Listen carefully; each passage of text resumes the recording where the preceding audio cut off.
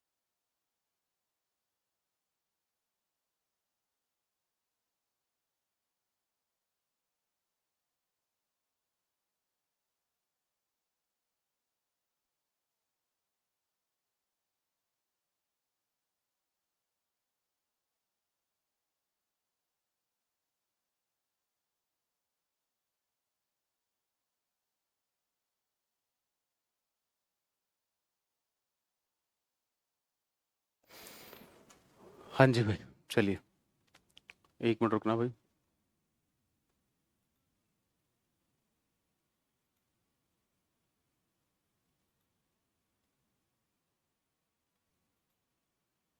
हाँ, तो हम बात कर रहे थे, हम स्टार्ट करेंगे सबसे पहले फिजिक्स में काइनेमेटिक्स स्टार्ट करेंगे।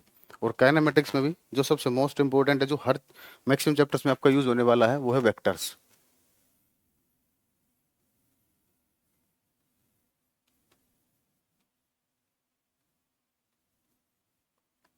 जब बच्चा जैसे स्टार्टिंग में, आप भी 10th से 11th में आए होगे, सबसे ज़्यादा दिक्कत इसी में आती है क्योंकि एकदम से चीज़ें बदल जाती हैं। क्योंकि वेक्टर पहले सुना सुना होता है, ठीक है? तो चलिए वेक्टर स्टार्ट करेंगे भैया। इसमें 3 टॉपिक हमें पढ़ने होते हैं। एक आपका वेक्टर हो जाएगा, एक मोशन इन 1 डायमेंशन, एक motion in 2 dimension. Motion in 2 dimension में हम प्रोजेक्टाइल पढ़ेंगे, ठीक है ना? रिलेटिव वेलोसिटी पढ़ेंगे, ठीक है? और 1 डायमेंशन में हम इक्वेशन ऑफ मोशन वगैरह पढ़ेंगे। तो ये हमें स्टार्ट करना है, ठीक है? तो चलिए वेक्टर स्टार्ट करते हैं। तो सबसे पहले आपको माइंड में वेक्टर आते ही, ठीक है ना, थोड़े से परेशान हो जाते हो, परेशान बिल्कुल नहीं रहना है। तो एक चीज़ समझो, जैसे स्टार्टिंग आपको अगर स्केलर जो होते हैं वो आसान क्यों लगते हैं? क्योंकि उनका जो एडिशन आप करते हो वो आप अपने 6th क्लास से स्टार्ट कर देते हो। आप बेटा पी वाई क्यूज बाद में कर लेंगे, पहले कॉन्सेप्ट तो कर लें। पी वाई क्यू तो एक दिन में ही करा देंगे हम सारे, ठीक है ना? उस पी वाई क्यू के लिए परेशान होने की जरूरत नहीं है। पी वाई क्यू हम जैसे चैप्टर पूरा होगा उसके साथ साथ करा दिया करेंगे आप लोगों को, ठीक है? चलिए। हाँ, तो मैं कह रहा था जैसे स्केलर होते हैं, स्केलर आपको बड़े आसान से लगते हैं। क्यों? क्योंकि उनका एडिशन आप 4th 5th क्लास से ही सीख लेते हो कि 2 + 3 5 होता है, मतलब ये 2nd 3rd क्लास से ही स्टार्ट कर देते हो। लेकिन वेक्टर का जो इंट्रोडक्शन आता है, ठीक है ना, वो नाम नाम आता रहता है 10th क्लास तक, उसका यूज नहीं आता। लेकिन जैसे 11th में आते हैं तो फिजिक्स में एंटर करते हैं, तो वेक्टर के दर्शन हो जाते हैं। तो बट एक चीज समझो, स्केलर और वेक्टर क्या है? ये दो मैथमेटिक्स की ब्रांच है एक तरीके से। क्या है? वेक्टर क्या है? एक मैथमेटिक्स का ब्रांच होता है। जैसे आप मैथ में एडिशन करते हो, 3 + 4, ये कितना आता है आपका? 7 आता है, ठीक है ना? ये आपने स्केलर का रूल है कि आपको पता है 3 में +4 करेंगे तो 7 आएगा, वो स्केलर का रूल है। लेकिन जब आप वेक्टर को ऐड करोगे, जैसे 3i + 4j, तो इसका रूल बदल जाता है। तो वेक्टर क्या है? आपका एक अलग ब्रांच है मैथमेटिक्स की, तो इसके एडिशन के सब्ट्रैक्शन के रूल क्या हो जाते हैं? डिफरेंट हो जाते हैं, ठीक है? ये क्लियर है आपको? तो पहले एक बार हम एक चीज देखते हैं, एक सिंपल सा एग्जांपल लेके समझाते हैं। देखो, अगर मैं आपसे पूछता हूँ, कोई बॉडी है, वो 3 किलोमीटर ऐसे चली, फिर 4 किलोमीटर वो ऐसे चली। तो अगर मैं आपसे पूछता हूँ इसका डिस्टेंस कितना होगा? पढ़ाएंगे हम, डिस्टेंस डिस्प्लेसमेंट सब पढ़ाएंगे, ठीक है ना? इसकी दूरी कितनी होगी बता सकते हो? इस बॉडी ने, ए पॉइंट था, ए पॉइंट से बी पॉइंट तक जाने में कितनी दूरी तय की है? बोलोगे सर 3 यहाँ पर और 4 यहाँ पर, डिस्टेंस क्या होता है? जो टोटल पाथ की लेंथ होती है। तो ये कितना हो जाएगा? 7 किलोमीटर हो जाएगा, ठीक है? तो अगर पूछे डिस्प्लेसमेंट, तो डिस्प्लेसमेंट के लिए क्या करते हैं, इनिशियल पोजीशन को फाइनल पोजीशन से ज्वाइन करते हैं, ठीक है। तो अगर डिस्प्लेसमेंट पूछा जाए तो देखो ये एक चीज समझना, ये 7 किलोमीटर कैसे आया, आपने 3+4 किया, ऐसे 7 आया। अब डिस्प्लेसमेंट आएगा आपका 5, ये कैसे आएगा, 3i कैप + 4j कैप। थोड़ा बहुत वेक्टर आपने पढ़ रखा होगा, ठीक है ना, लेकिन हम बेसिक से स्टार्ट करेंगे, थोड़ा सा इंट्रोडक्शन देख रहे हैं बस पहले, ठीक है ना। अगर कोई पूछे 3+4 का भी 5 हो सकता है, अगर आप 3 और 4 का एडिशन करोगे तो क्या वो रिजल्ट कभी 5 आ सकता है, मतलब कैसी बात कर रहे हो सर, 3+4 तो 7 आता है, नहीं बेटा, 3+4 5 आ सकता है, कब, अगर वो वेक्टर है, क्योंकि वेक्टर के एडिशन का रूल अलग होता है। तो ट्रायंगल लॉ वगैरह हम सब पढ़ेंगे कि 3+4 कैसे 7 आया, ठीक है ना, बाकी आप लोगों को पता भी होगा। ये ऐसे, ये ब्रैकेट में रखा हमने अलग से, मतलब 3+4 ये 5 कैसे आया, ये वेक्टर का रूल होता है। तो वेक्टर में हम क्या करते हैं, जब दो वेक्टर परपेंडिकुलर होते हैं, ठीक है, तो अगर आपको उनका मैग्नीट्यूड निकालना होता है, रिजल्टेंट का मैग्नीट्यूड निकालना होता है, तो हम क्या करते हैं, पहले वेक्टर का स्क्वायर करते हैं प्लस दूसरे वेक्टर का स्क्वायर करते हैं। तो ये करोगे तो कितना आ जाएगा, 5 आ जाएगा। तो 3+4 7 भी हो सकता है, 3+4 5 भी हो सकता है, लेकिन 3+4 जब 5 होगा यानी कि वो स्केलर नहीं है, वो क्या है, वेक्टर है। तो मेरा यहाँ से समझाने का मतलब यही था कि वेक्टर जो होते हैं इनके लिए एडिशन सब्ट्रैक्शन के रूल बदल जाते हैं, नॉर्मल जैसे अलजेब्रा में, जैसे मैथ में आप करते हो वैसे इसको फॉलो नहीं करना है, ठीक है। चलिए, तो वेक्टर की बात कर लेते हैं, ठीक है। तो ये इंट्रोडक्शन आपको समझ में आ गया होगा, थोड़ा सा फील दिला देगा एक्चुअल में वेक्टर होता क्या है, ठीक है। तो चलिए हम एक काम करते हैं, पहले स्केलर और वेक्टर का एक बार डिफरेंस देख लेते हैं, स्केलर क्या होता है, वेक्टर क्या होता है। स्केलर सदिश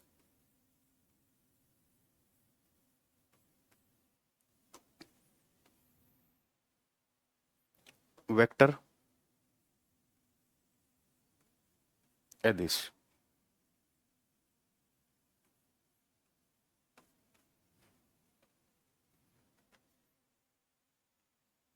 तो सबसे पहला जो माइंड में रहना चाहिए कि स्केलर, अगर आप किसी चीज को स्केलर बोल रहे हो तो उसका जो एडिशन होगा वो कैसे होगा, अलजेब्रा के अकॉर्डिंग होगा, कैसे होगा, अलजेब्रा के अकॉर्डिंग होगा। तो थोड़ा बहुत हिंदी में के लिए मुझे थोड़ी सी हेल्प लेनी पड़ेगी, अलजेब्रा को क्या बोलते हैं हिंदी में, बीजगणित बोलते हैं शायद, तो उसके लिए मुझे थोड़ा सा आपको यूज करना पड़ेगा।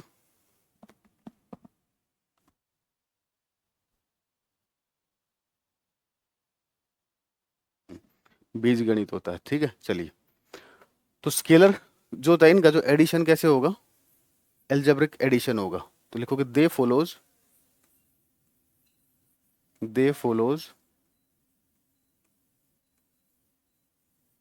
देखो मैंने यूनिट एंड डायमेंशन नहीं स्टार्ट करा है, ठीक है ना, पहली क्लास है, सब पहली क्लास को आसान टॉपिक से स्टार्ट कराते ताकि बच्चों को अच्छे समझ में आए। मुझे पता ऑलरेडी, तो आप लोगों को आता है, उसको मैं बाद में कराऊंगा, उसको मैं क्या कराऊंगा, मैं बाद में कराऊंगा, क्योंकि वो इतना टिपिकल नहीं है, ठीक है ना। तो they follows algebraic addition,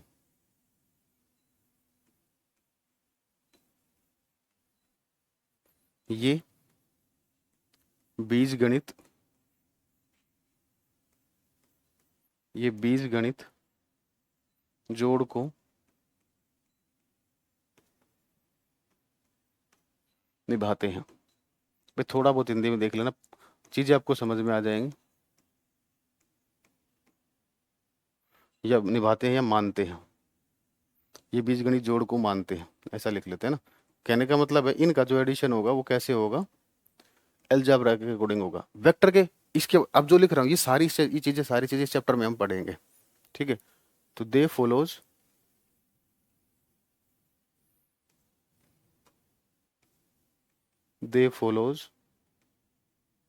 vector law of addition, they follows vector law of addition.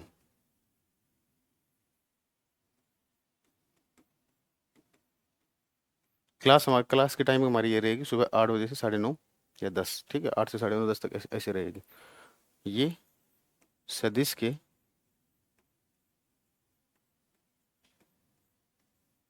जोड़ने, ये सदिश के जोड़ने, ये सदिश के जोड़ने के नियमों का पालन करते हैं।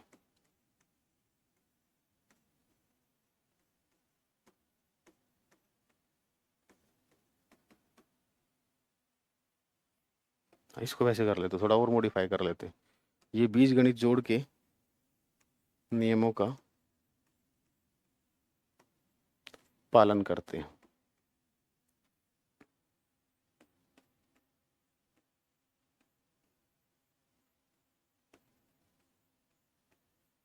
ठीक है भाई।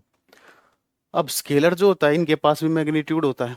ठीक है, अगर आप मेरे क्वेश्चन का आंसर दे, अगर मैं आपसे पूछ रहा हूँ, ये क्वेश्चन में लिखवा भी दूंगा आपको, कोई बॉडी है भाई, वो 10 मीटर पर सेकंड से चल रही है, कोई भी बॉडी 10 मीटर पर सेकंड से चल रही है, तो आप मुझे बता सकते हो उसका मैग्नीट्यूड क्या होगा, परिमाण क्या होगा, इसका परिमाण क्या होगा, बता सकते हो?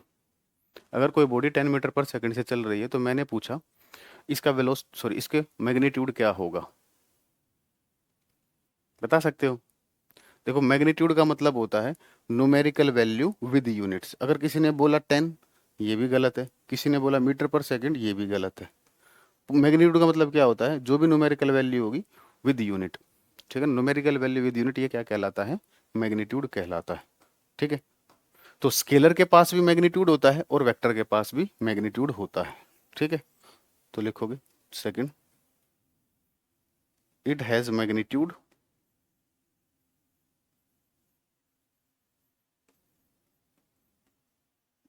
इसके पास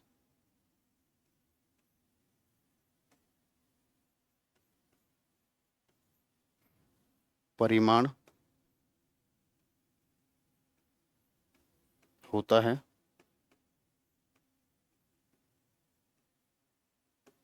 ठीक है, यहाँ भी ये लिखोगे इसके पास ही, इट हैज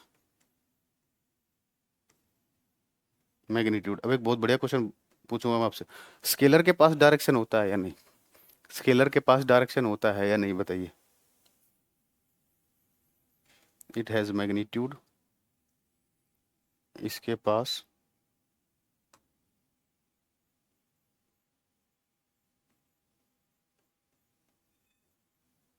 जल्दी बताओ भाई, इसके पास परिमाण होता है।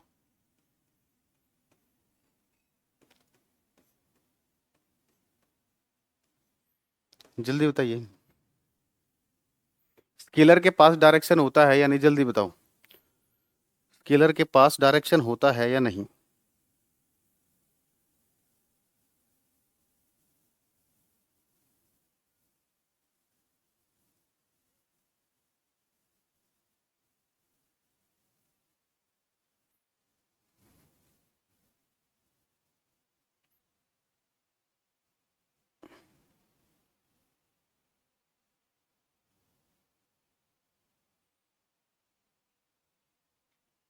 हम्म, भाई स्केलर के पास डायरेक्शन हो भी सकता है, नहीं भी हो सकता है, लेकिन वो डायरेक्शन की जो इन्फॉर्मेशन होती है वो इम्पोर्टेंट है नहीं। अगर डायरेक्शन दे रखे तो भी अच्छी बात है, अगर डायरेक्शन नहीं भी पता तो भी अच्छी बात है।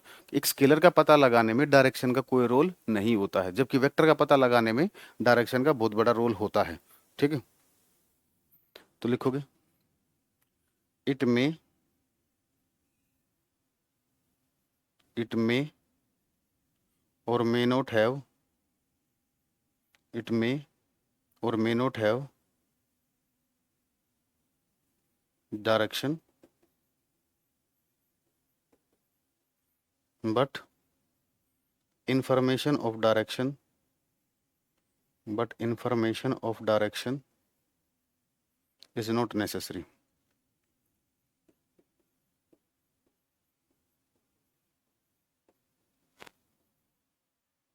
तो वेक्टर के पास तो भाई डायरेक्शन होगा ही होगा। ठीक है ना, तो लिखोगे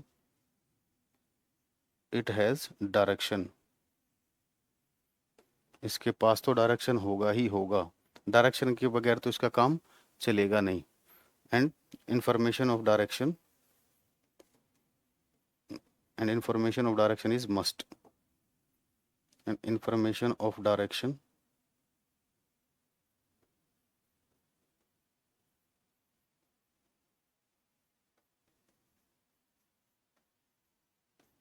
इज मस्ट। ठीक है, हिंदी में आगे लिख देते हैं,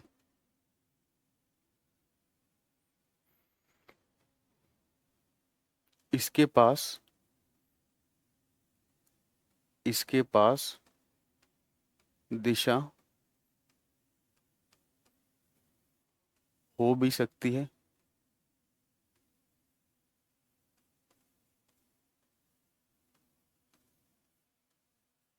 आपको एक चीज बताएं, जो बच्चे डेमो डेमो करते हैं ना कि सर डेमो डेमो डेमो देखेंगे, यूट्यूब पर इतने डेमो पड़े हैं, आप कोई भी डेमो देख सकते हो, पहले चीज तो। दूसरी बात, एक क्लास से आप टीचर को जज नहीं कर सकते कभी भी, ठीक है ना। क्योंकि देखो पढ़ाने को तो ऐसा होता है कि जैसे मैं यूनिट एंड डायमेंशन समझा देता आपको, और आपको पहले ही आता है, मैंने उसमें क्या किया होगा, बस थोड़ा बहुत एक्स्ट्रा जो आपके लूप होलोगे उस पर थोड़ा सा काम किया होगा, ठीक है ना, वो करा दिया, आप लोग खुश। ठीक है। अगर आपको टीचर को चेक करना हो तो कम से कम 4-5 एक चैप्टर तो पढ़ो उससे, ठीक है ना, एक चैप्टर तो पढ़ो ढंग से पहले, ठीक है ना। तो डेमो वेमो के चक्कर में ना रहे, ठीक है ना। बाकी आप डेमो देखने हैं तो यूट्यूब पर देखा करो ना, यूट्यूब पर हर टीचर के डेमो होते हैं लगभग, तो वहां से डेमो देख लो, वहां से आपको पता चल जाएगा किस टाइप का टीचर है, क्योंकि एक क्लास से तो आप डिसाइड नहीं कर सकते, 8-10 क्लास देखो उसकी, बीच बीच में काट कर देखो तो आपको पता चल जाता है। ठीक है, इसके पास दिशा हो भी सकती है और नहीं भी।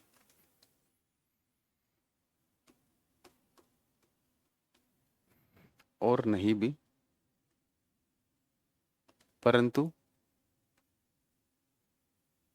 परंतु दिशा की सूचना, परंतु दिशा की सूचना, परंतु दिशा की सूचना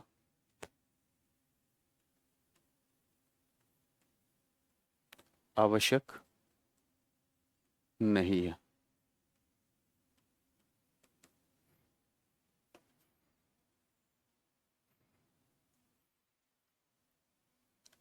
इसके पास, इसके पास दिशा होती है, इसके पास दिशा होती है, और दिशा की सूचना आवश्यक है, और दिशा की सूचना, और दिशा की, आपकी शाम को केमिस्ट्री की भी क्लास है, पता होगा ना, ठीक है ना, शाम को 8:30 बजे, सुबह 8 बजे, शाम को 8:30 बजे, डेली अभी यही रहेगा अगस्त में, ठीक है ना। जैसे ही मई में जाएंगे, सॉरी सितंबर में जाएंगे, तो फिर आपका टाइमिंग जो हो जाएगा, या तो चार, एक वाला की क्लास 4 से 6 हो जाएगी, ठीक है ना, दूसरी 6 से 8 हो जाएगी, ठीक है, 10 मिनट का गैप रख देंगे, मतलब 4 से 8 का दोनों क्लासेस रेगुलर वे में चलती रहेंगी आपकी, ठीक है। लेकिन फिलहाल अभी अगस्त तक यही शेड्यूल है, मॉर्निंग में 8 बजे, ठीक है ना, और इवनिंग में 8:30 बजे। अब वो इंटरचेंज हो सकता है, जैसे आज फिजिक्स कराई ऐसा हो सकता है कल मॉर्निंग में केमिस्ट्री हो जाए, शाम को फिजिक्स है, वो इंटरचेंज हो सकता है, बस इतना हो सकता है, और कुछ नहीं, सब्जेक्ट इंटरचेंज हो सकता है, टाइम वही रहेगा। क्लासेस मंडे टू फ्राइडे चलेंगी भाई, ठीक है ना। हाँ, कभी बीच में ऑफ कर देते हैं तो सैटरडे संडे में भी हो जाएगी, लेकिन अब ये स्टार्टिंग के लिए मैं आपको बता रहा हूँ, लेकिन मैं क्लास आपको सिलेबस जल्दी कराने के लिए, क्योंकि सिलेबस बहुत लेंदी है, तो मैं संडे को भी लंबी लंबी क्लास लेने की कोशिश करूंगा। लेकिन अभी आपको बोला रहा मंडे टू फ्राइडे क्लास होगी, 2 क्लास डेली होंगी, ठीक है ना। और बायो की जो होगी, बायो की भी हो जाएगी फिर, ठीक है ना, मतलब 3 क्लास तो आपकी डेली हो ही जाएंगी, बीच में बायो की भी होनी है। तो संडे को अभी, मतलब जैसे टाइम मिलेगा संडे को लंबी क्लास लिया करेंगे, या 2-2 घंटे की 3-2-3 क्लास लिया करेंगे, ताकि सिलेबस को हम जल्दी कवर अप कर सके और अच्छे से कर सके। हम आपको भगाएंगे नहीं, हम पहले ही बता देते हैं आपको इस चीज़ के, ठीक है ना। चीज़ें करेंगे, अच्छे से करेंगे, आपको कॉन्फिडेंस आएगा, और जो चैप्टर कंप्लीट होगा उसका प्रैक्टिस भी कराएंगे, ठीक है, साथ के साथ लेके चलेंगे। प्रैक्टिस ही ये रहेगा, प्रैक्टिस अभी यूट्यूब पर कराएंगे, ठीक है ना, वो वाले जैसे चैप्टर पूरा होगा आपको यूट्यूब पर उसका प्रैक्टिस करा देंगे, पीवाईक्यू भी करा देंगे और नए क्वेश्चन भी करा देंगे, ठीक है। पहले आप बोलोगे पीवाईक्यू तो पीवाईक्यू करा देंगे, उसके बाद नए क्वेश्चन करा देंगे। चलिए, इसके पास दिशा होती है और दिशा की सूचना, और दिशा की सूचना आवश्यक है। अगर कोई अर्जेंसी आ जाती है तो कभी क्लास ऑफ होगी, तो क्लास अपने आप उसका टाइम चेंज हो जाएगा, जैसे आप सुबह चेक करोगे उठ के देखोगे, ठीक है ना। आपका शेड्यूल कैसे चेक करना है, आप जो भी कोर्स अपने परचेज कर रखा है, ठीक है, उसको ओपन करोगे, ऊपर लाइव लिखा होता है, लाइव में वो क्लास दिखा देता है, ठीक है ना, उसमें आपको पता चल जाएगा इस डेट को ये क्लास है। तो मैं जो अपनी अपडेट करता हूँ, रात को 10-11 बजे, 11 बजे के आसपास अपडेट करता हूँ, 11-12 बजे, ठीक है ना।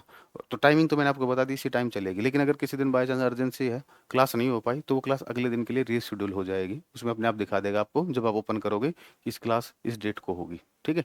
तो टाइम टेबल को लेकर किसी को कोई डाउट नहीं रहना चाहिए, कैसे चेक करते हैं बता दिया।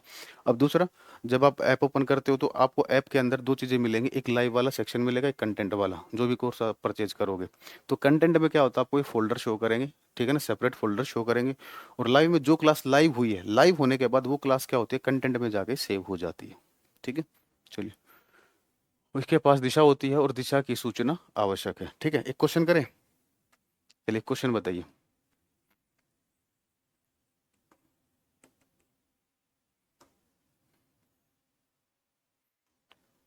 The energy the energy of A satellite the energy of A satellite is -2000 joule.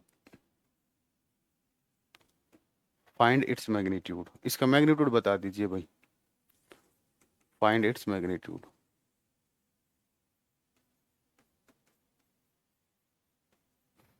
बताइए क्या आंसर होगा, जल्दी बता दीजिए। एक उपग्रह की ऊर्जा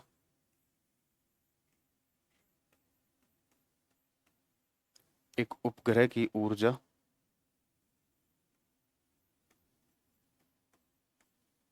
-2000 जूल है, तो इसका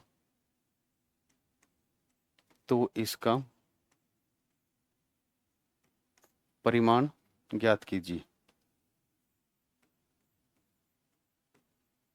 तो इसका परिमाण ज्ञात कीजिए। हाँ भाई बताइए मैग्नीट्यूड क्या होगा। जय श्री श्याम श्वेता जी। हम्म। हाँ भाई, कोई क्लास होगी, डेली होंगे भाई, आपकी तीनों क्लास होंगे डेली। कभी कभार ऐसा होगा 2 क्लास होगी, नहीं तो मैक्सिमम तीनों क्लास चलेंगे, फिजिक्स केमिस्ट्री बायो। ठीक है ना। आप लेट आए हो नेहा जी, श्वेता जी, मैंने आप ये सारी चीज़ें अभी थोड़ी देर पहले भी बता के हटा हूँ मैं जस्ट। ठीक है ना। मेरे क्वेश्चन का आंसर दीजिए। आपको एक सैटेलाइट का एनर्जी दे रखा है, ठीक है ना, कितना दे रखा है, -2000 जूल दे रखा है। आपको बताना, मैं आंसर नहीं बता रहा, मैं बस लिख रहा हूँ एक चीज़। तो ये कह रहा है एनर्जी जो दे रखी है वो कितनी दे रखी है, -2000 जूल। तो जब मैग्नीट्यूड लिखते हैं ना, तो मोड का यूज कर लेते हैं। आप आंसर बताइए। मुझे इतना आगे नहीं बताना चाहिए था, पहले आपसे पूछना चाहिए था।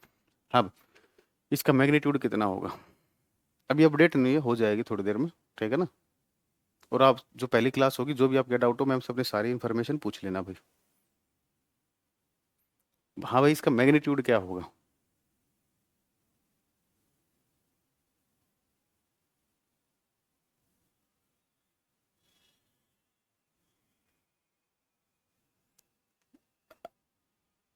अभी मैम अपडेट कर देंगे बेटा, थोड़ी देर में, 1-1.5 घंटे बाद आप चेक कर लेना। ठीक है ना। मैं बोल दूंगा मैम को, नोटिफिकेशन पुश कर देंगे, जैसी क्लास होगी आपको, मतलब लाइव क्लास के जो टाइम होंगे वो नोटिफिकेशन के थ्रू आपको मिल जाएगी। ठीक है।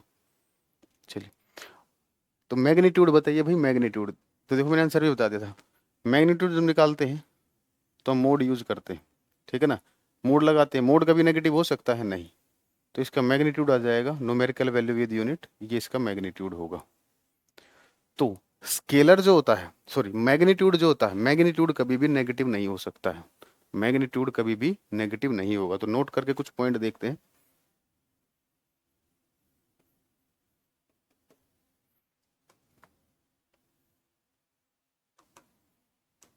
बहुत चीजें आपको नहीं पता चलेंगी, देखना आज की क्लास में देख लेना चाहिए। Magnitude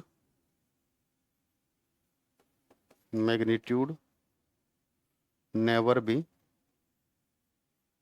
negative. Magnitude never be negative. परिमाण कभी भी परिमाण कभी भी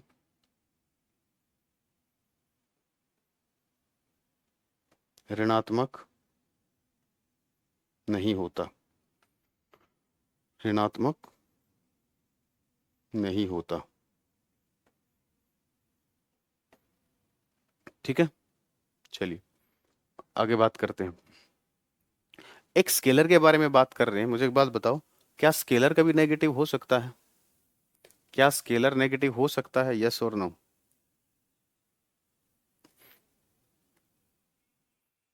सब कुछ बोर्ड पे ये, स्केलर नेगेटिव हो सकता है या नहीं। देखो भाई, एनर्जी क्या थी, एनर्जी एक स्केलर है, स्केलर क्वांटिटी में आता है एनर्जी। ठीक है ना। अभी क्वांटिटी लिखेंगे, स्केलर क्वांटिटी क्या होती है, वेक्टर क्वांटिटी क्या होती है। अभी तो आपको बेसिक स्केलर और वेक्टर का डिफरेंस लिखवाया, क्वांटिटीज क्या होती है अभी लिखवा देंगे। ठीक है ना।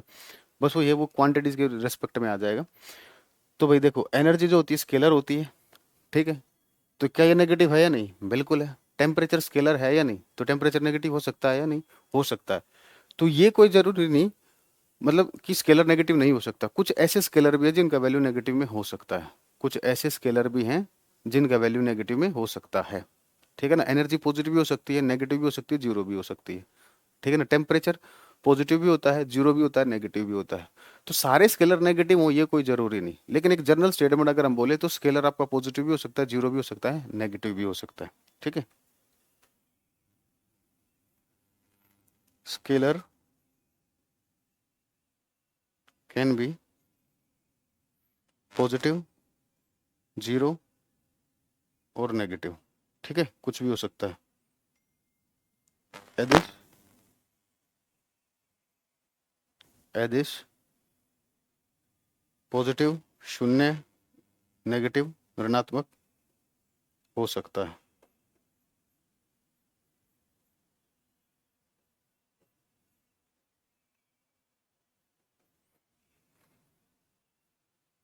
बहुत बढ़िया न्याय जी, बहुत बढ़िया। ठीक है, चलिए। तो अब डेफिनेशन लिखते हैं भाई, स्केलर क्वांटिटी क्या होती है, वेक्टर क्वांटिटी क्या होती है। ठीक है, चलिए हेडिंग डालिए, स्केलर क्वांटिटीज। बिल्कुल बेसिक से स्टार्ट किया है और एक एक चीज करेंगे। एदिश मात्रा।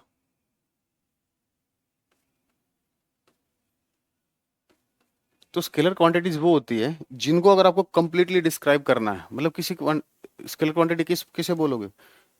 उस क्वांटिटी को पूर्ण रूप से, संपूर्ण रूप से बताने के लिए सिर्फ और सिर्फ आपको किसकी जरूरत पड़े? मैग्नीट्यूड की। अगर किसी भी क्वांटिटी के बारे में आपको सारी चीजें बतानी तो सिर्फ मैग्नीट्यूड बताओगे, मैग्नीट्यूड से उसके बारे में पता चल जाए तो वो क्वांटिटी क्या कहलाएगी? स्केलर कहलाएगी। जैसे आपने बोला 20 मीटर पर सेकेंड है, ये मैग्नीट्यूड हो गया भाई, मैग्नीट्यूड विद यूनिट्स।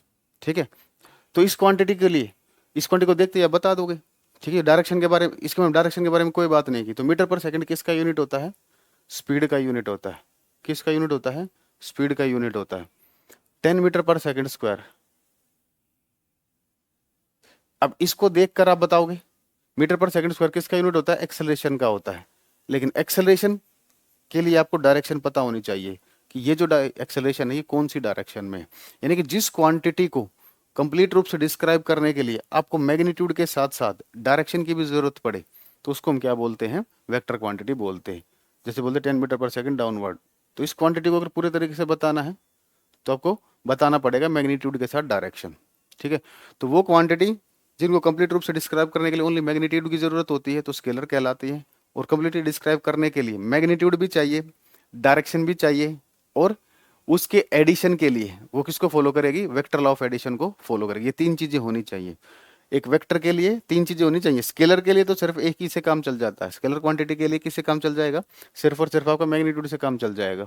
लेकिन वेक्टर क्वांटिटीज के लिए वेक्टर से काम नहीं चले, सॉरी, वेक्टर वेक्टर क्वांटिटीज के लिए मैग्नीट्यूड और डायरेक्शन से काम नहीं चलेगा। मैग्नीट्यूड और डायरेक्शन के साथ साथ क्या ही होना चाहिए? उस क्वांटिटी को वेक्टर के नियमों का पालन करना पड़ेगा, तभी वो कहलाएगी आपकी वेक्टर क्वांटिटीज। क्लियर है भाई? जल्दी बताइए, फिर डेफिनेशन लिखते हैं।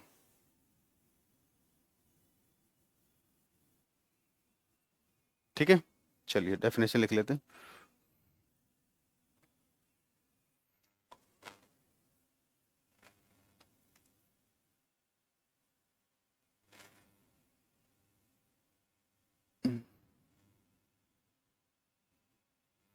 Those quantities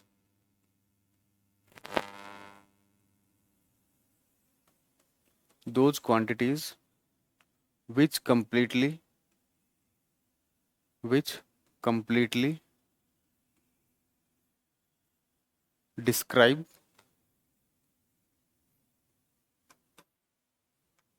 which completely describe only on the basis of only on the basis of magnitude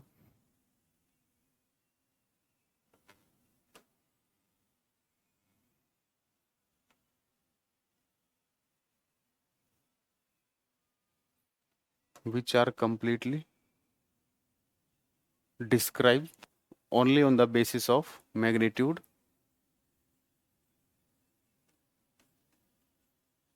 and no need of direction and no need of direction are known as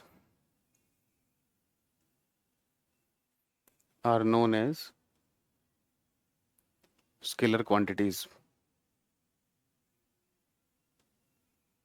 are known as scalar quantities। यही PDF आपके batch में upload हो जाएगा, printable form में होगा। और जब आप प्रिंट आउट निकलवाओगे तो मैं आपको चीज़ बता दूंगा, अगर किसी बच्चे को प्रिंट आउट निकलवाना है तो उसे बोलना एक पेज पर 3 प्रिंट निकाल दे, या कम से कम 2 तो निकाल ही दे, ताकि आपकी कॉस्टिंग बच जाए। बाकी इतना टाइम आप लोगों के पास भी होगा, जब इंग्लिश और हिंदी दोनों में करवा देंगे तो इतना टाइम होगा, अपने नोट्स खुद भी बना सकते हो। तो कोशिश कीजिए खुद बना लीजिए, बाकी आपको प्रिंट आउट निकालना है तो निकलवा लिए, हमें कोई इशू नहीं है किसी चीज़ के लिए। ठीक है, तो लिखोगे वह मात्राएं जिन्हें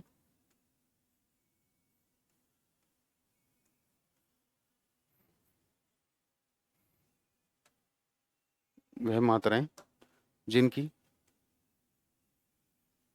संपूर्ण रूप से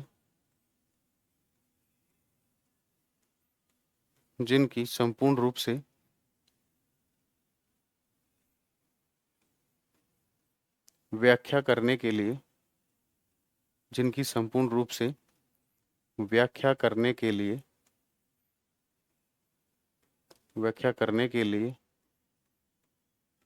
केवल व्याख्या करने के लिए केवल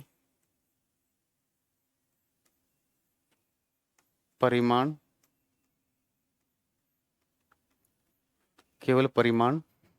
की आवश्यकता होती है।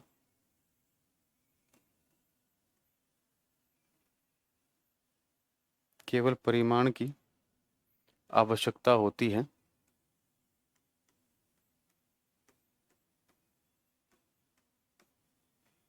दिशा की आवश्यकता नहीं होती। दिशा की आवश्यकता नहीं होती।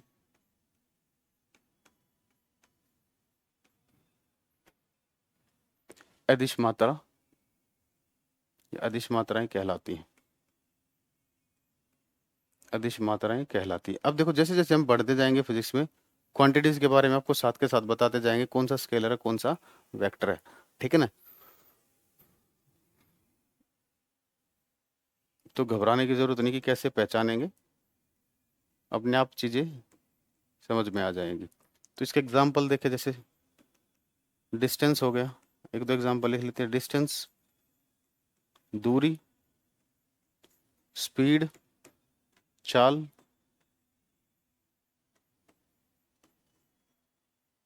ठीक है। तीसरा टेम्परेचर तापमान, प्रेशर एटसेट्रा।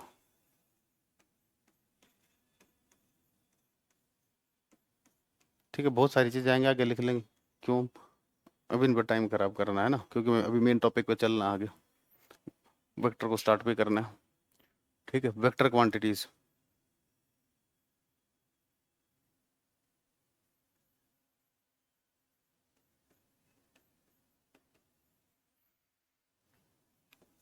सदिश मात्राएं।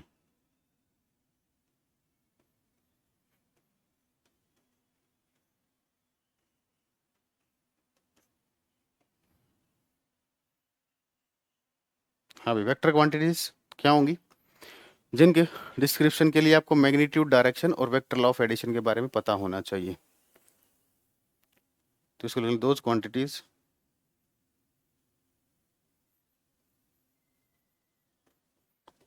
Quantities which are having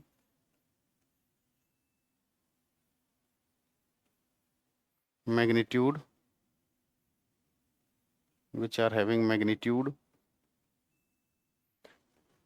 direction and follows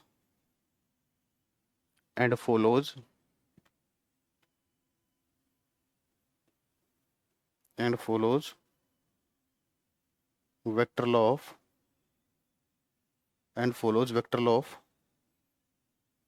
addition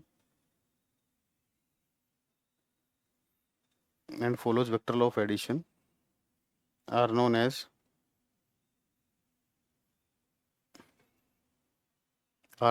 vector quantities.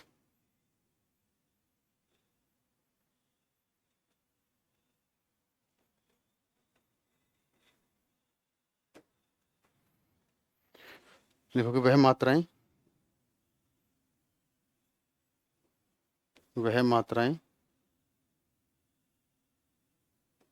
जिनके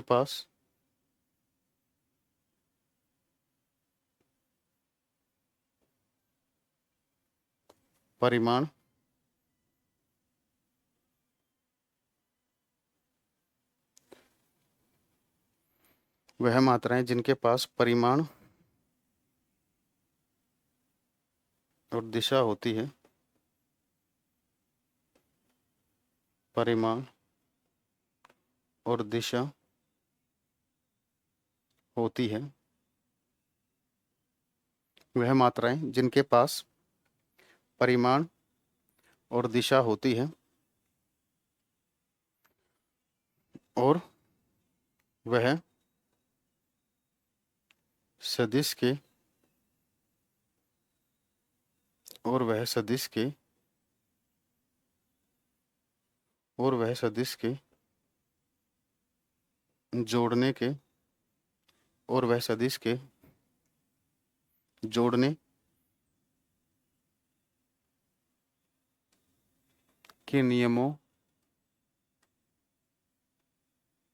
का पालन करती है,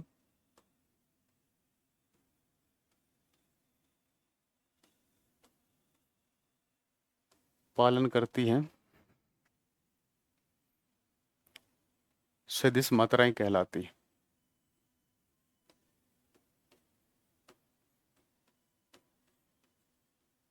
सदिश मात्राएं कहलाती है। ठीक है, अब इसके एग्जाम्पल की बात करें। जैसे डिस्टेंस किसका एग्जाम्पल था? स्केलर का एग्जाम्पल था। तो उसके कोरस्पॉन्डिंग जो आता है डिस्प्लेसमेंट, ये एक वेक्टर का एग्जाम्पल है।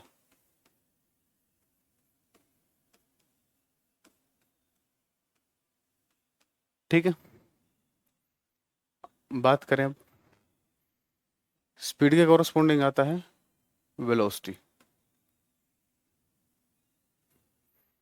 वेग, एक्सेलरेशन, त्वरण। तो ये कुछ एग्जाम्पल्स हैं। ठीक है ना, बाकी जो जो क्वांटिटी आएगी साथ के साथ कर लेंगे, पहचान लेंगे कौन सा स्केलर है कौन सा वेक्टर है। अब मुझे बताइए इलेक्ट्रिक करंट स्केलर है या नहीं? बेसिक सा क्वेश्चन है, आप लोगों को पता होगा।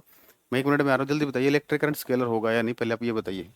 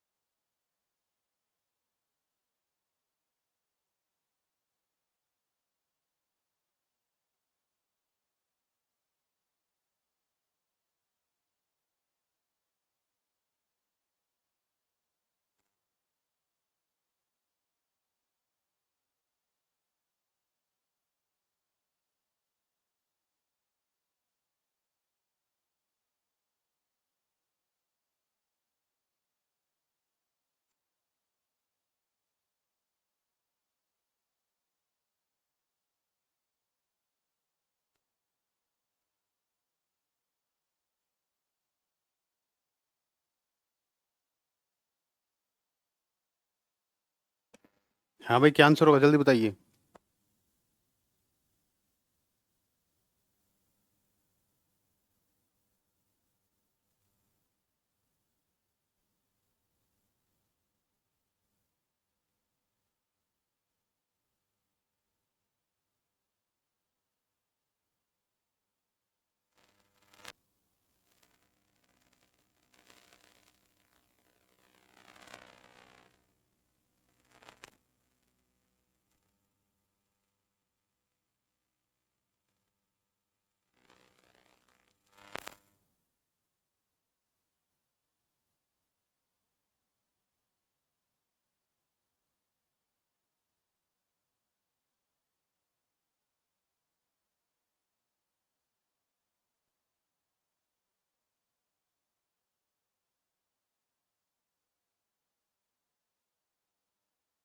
चलिए भैया, पता पता नहीं आपको ये?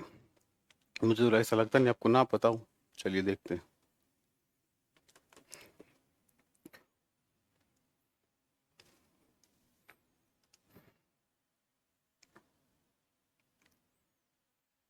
देखो, मान लीजिए इस आर्म में से 2 एम्पियर करंट जा रहा है, ठीक है, और यहाँ से आ रहा है 3 एम्पियर, ठीक है, 5 ले लेते हैं नहीं तो आप, ठीक है।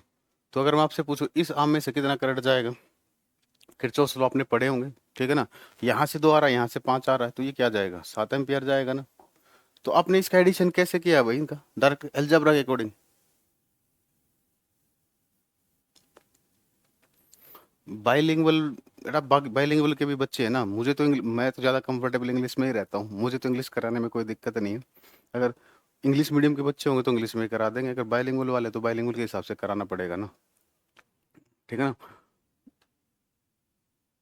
तो नेहा जी को दिक्कत होती है, मतलब आपका इसमें दिक्कत हो रही है क्या बाइलिंगुअल में?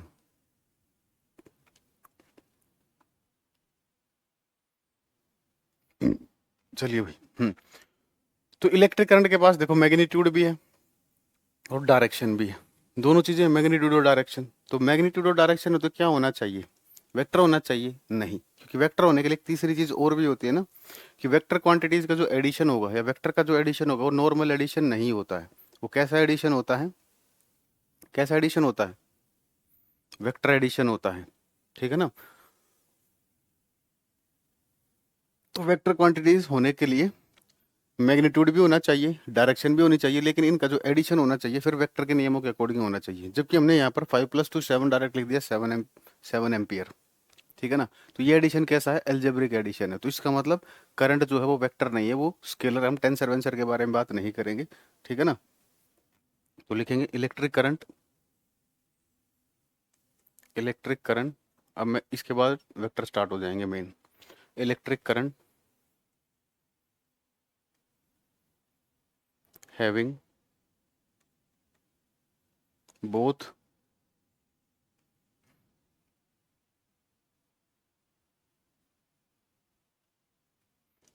कमेंट, एक मिनट रुकना भाई, अगर कोई इशू तो मुझे बता दीजिए आप लोग, कोई दिक्कत नहीं है, ठीक है ना। Electric current having both magnitude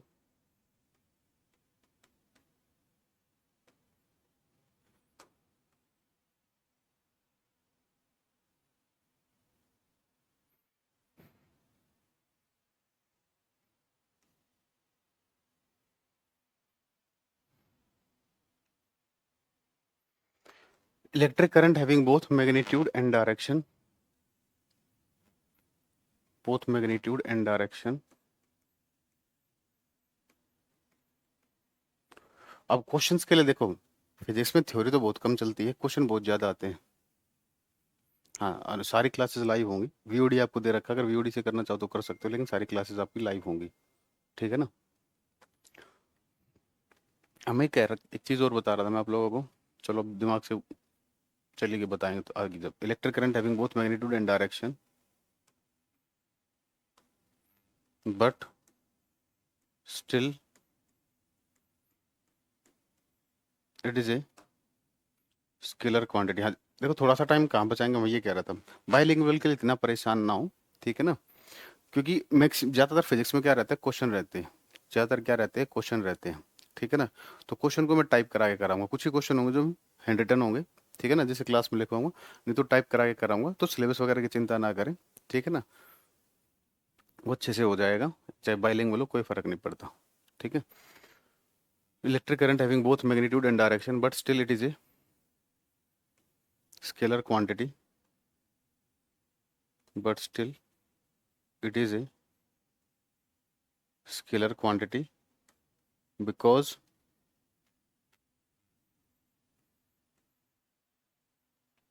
it does not follow, because it does not follow vector law of addition,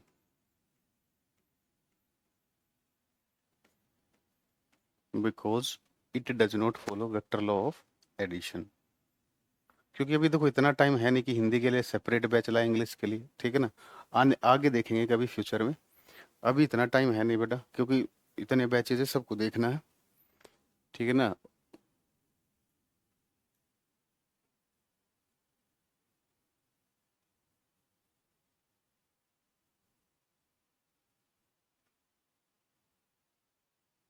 Neha ji yes sir, मतलब क्या इशू के लिए बोल रहे हो कि थोड़ा क्लियरली स्टेटमेंट बोले आप, ठीक है ना। मुझे समझ नहीं आया क्योंकि बीच में और भी डाउट है।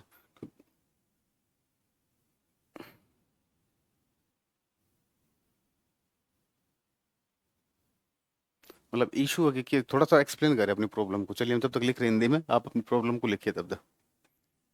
एक फायदा और हो जाएगा इससे, देखो जैसे मैं बात करता हूँ, जैसे अगर आपको बाइलिंगुअल में भी प्रॉब्लम है, क्योंकि हर बच्चा ये चाहता है, जो इंग्लिश में कंफर्टेबल होता है वो इंग्लिश में पढ़ना चाहता है, और जो हिंदी में कंफर्टेबल होता है वो हिंदी में पढ़ना चाहता है।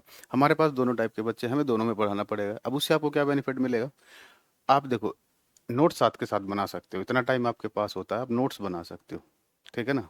ये एक बेनिफिट आपको मिल जाएगा। और मेरा मानना ये होता है, अगर नोट्स खुद बनाए जाना तो ज़्यादा बढ़िया होता है। सब जो सब्जेक्ट होता है, ठीक है ना, वो भी बहुत बेहतर तरीके से समझ में आता है, और चीज़ें याद भी रहती है लंबे टाइम के लिए, ठीक है। वहीं आप प्रिंट आउट निकलवाओगे तो उतने उसे रिवाइज करोगे, उसमें वो इतना इफेक्टिवनेस नहीं आएगा जितना आप खुद नोट्स बनाकर उसे पढ़ोगे, उसमें ज़्यादा इफेक्टिवनेस आएगा, ठीक है। बाकी आपकी इच्छा, हम जो आप चाहो, हम तो आपको पीडीएफ प्रोवाइड करेंगे, आपको प्रिंट निकलवाना निकलवाइए, कोई दिक्कत नहीं है। विद्युत धारा के पास,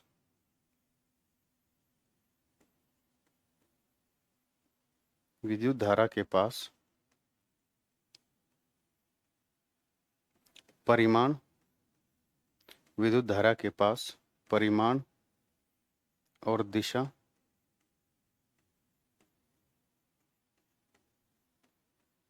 विद्युत धारा के पास परिमाण और दिशा होने के बावजूद, होने के बावजूद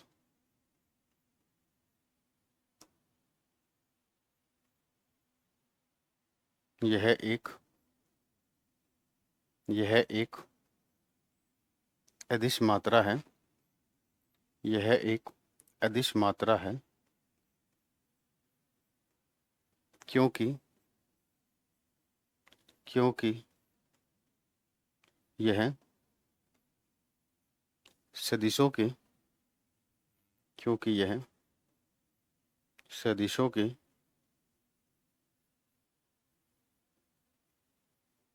के जोड़ने, क्योंकि यह सदिशों के जोड़ने के नियमों का पालन नहीं करते, नहीं करता, हिंदी में करती, ठीक है। चलिए अब भाई स्टार्ट करते हैं मेन चैप्टर। ये इंट्रोडक्शन हो गया हमारा, स्केलर क्या होते हैं, वेक्टर क्या होते हैं। अब मेन कहानी जो हमें पढ़नी है, जो आपकी हर चैप्टर में लगभग यूज होने वाली है, ठीक है ना। अब मेन वेक्टर स्टार्ट हो रहे हैं भाई। Properties of vector, properties of vector, सदिशों के गुणधर्म।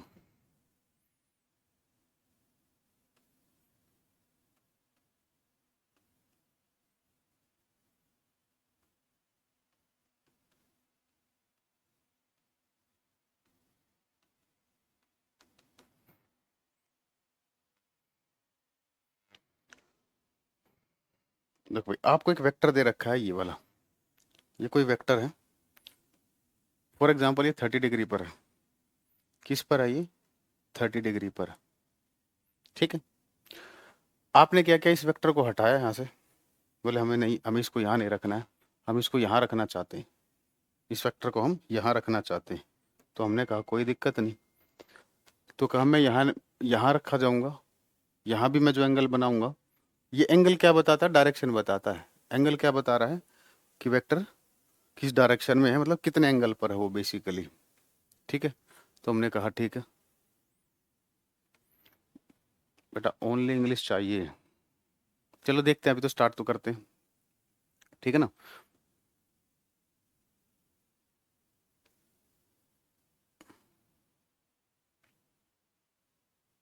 तो इंग्लिश में करा तो रहे हैं। अब देखो दोनों चीज कराना, अब हम हिंदी मीडियम के बच्चे हैं उनके लिए भी कराना है, ठीक है ना। तो इंग्लिश में आप कैसा तो नहीं कि हम नहीं करा रहे, इंग्लिश और हिंदी दोनों में तो करा रहे हैं। ठीक है, आप अपने इंग्लिश पॉइंट पे फोकस रखो, ठीक है ना, हिंदी पे मत रखो। चलिए देखो। हम्म, तो हमने कहा इस वेक्टर को उठाकर हमने यहाँ पर रख दिया। तो एक बात बताओ, ये दोनों वेक्टर, ये वेक्टर इसके पैरेलल है या नहीं है? क्योंकि इसने भी क्या कर रखा है, हॉरिजॉन्टल के साथ 30 डिग्री का एंगल बना रखा है, इस वेक्टर ने भी क्या कर रखा है, हॉरिजॉन्टल के साथ 30 डिग्री का एंगल बना रखा है। तो जब आप वेक्टर को पैरेलली शिफ्ट करते हो, ठीक है ना, किसके पैरेलली, उसके खुद के पैरेलल, जब मैं इस वेक्टर को इसी के पैरेलली कहीं पर शिफ्ट करता हूं तो वेक्टर में कोई चेंज नहीं आएगा, वेक्टर आपका रिमेन एज इट इज रहेगा, ठीक है ना। इन प्रॉपर्टीज का यूज होने वाला है। तो वेक्टर को उठाकर हम लेके जा सकते हैं, कब उठाकर तो लेके जाओगे, लेकिन अगर पैरेलली लेके जाना है तो एंगल सेम रखना है, ठीक है। तो कहने का मतलब है, अगर जब आप वेक्टर्स को पैरेलली शिफ्ट करते हो या पैरेलली ट्रांसमिट करते हो तो वेक्टर पर कोई फर्क नहीं पड़ता है, ठीक है ना। तो अगर मैं बोलूँ ये दोनों सेम ही वेक्टर हैं, ये वेक्टर है, ये दोनों वेक्टर सेम ही हैं। अगर आप इसको बी लिखना चाहो तो ए और बी क्या हो जाएंगे, सेम वेक्टर हो जाएंगे। लेकिन उसके लिए अभी इक्वल नहीं लिख रहा मैं, ठीक है ना, क्योंकि मैग्नीट्यूड भी देखना पड़ता है। तो ये दोनों एक तरीके से क्या है, आपके सेम है, ठीक है। तो लिखोगे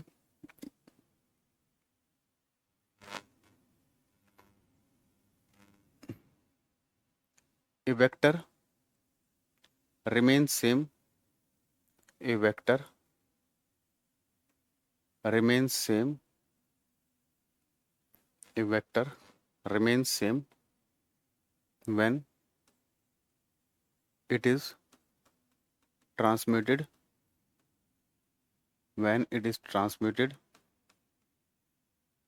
when it is transmitted parallelly to itself, parallelly to itself। जब सदिश को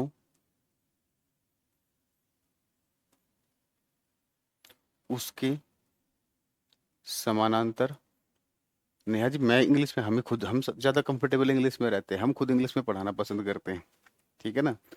क्योंकि एक तो हिंदी में जब पढ़ाते हैं तो टाइम ज़्यादा लगता है, सिलेबस को कवर करने में टाइम लग जाता है, लेकिन उसकी प्रॉब्लम हम सोल्व कर देंगे, क्लासेस ज़्यादा लेंगे, सिलेबस को हम टाइम से पहले ही कराएंगे।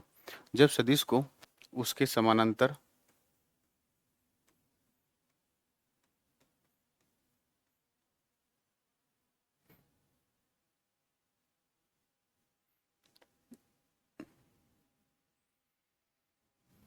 विस्थापित किया जाता है,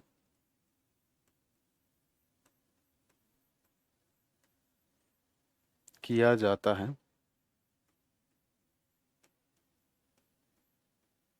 समानांतर विस्थापित किया जाता है,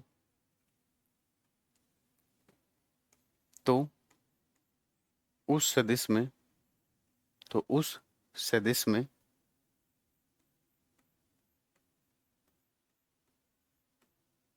तो उस सदिश में कोई परिवर्तन नहीं आता, तो उस सदिश में कोई परिवर्तन नहीं आता, नहीं आता है, ठीक है भाई। चलिए अब बात करते हैं भाई पैरेलल वेक्टर्स क्या होते हैं। ये पहली प्रॉपर्टी हो गई।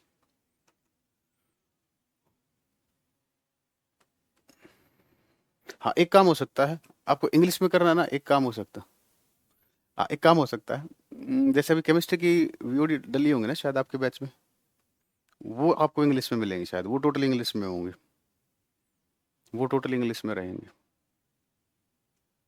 लेकिन कोई नहीं, आप थोड़ा सा करोगे एडजस्ट, क्योंकि कॉन्सेप्ट आपको बहुत बढ़िया मिलेंगे, तैयारी बहुत बढ़िया होगी, उससे बेफिक्र रहिए आप, ठीक है।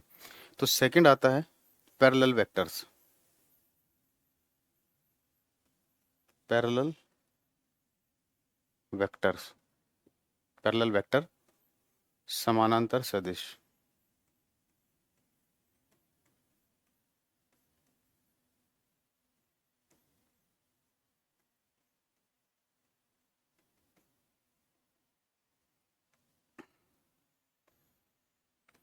हाँ भाई, पैरेलल वेक्टर कौन से होते हैं? ऐसे वेक्टर, ऐसे वेक्टर जिनका डायरेक्शन सेम हो। ठीक है ना, जिन वेक्टर का डायरेक्शन सेम होगा उसको हम क्या बोलेंगे? पैरेलल वेक्टर बोलेंगे। ठीक है ना, मैग्नीट्यूड सेम हो भी सकता है, नहीं भी हो सकता, लेकिन अगर आप किसी वेक्टर को पैरेलल बोल रहे हो तो एक श्योरिटी है वहां पर। क्या श्योरिटी है? कि दोनों एक ही डायरेक्शन में होंगे। तो जो जो वेक्टर एक डायरेक्शन में होते हैं उनको हम क्या बोलते हैं? पैरेलल वेक्टर्स बोलते हैं। ठीक है, मैग्नीट्यूड सेम हो भी सकता है, नहीं भी हो सकता है। ठीक है, चलिए।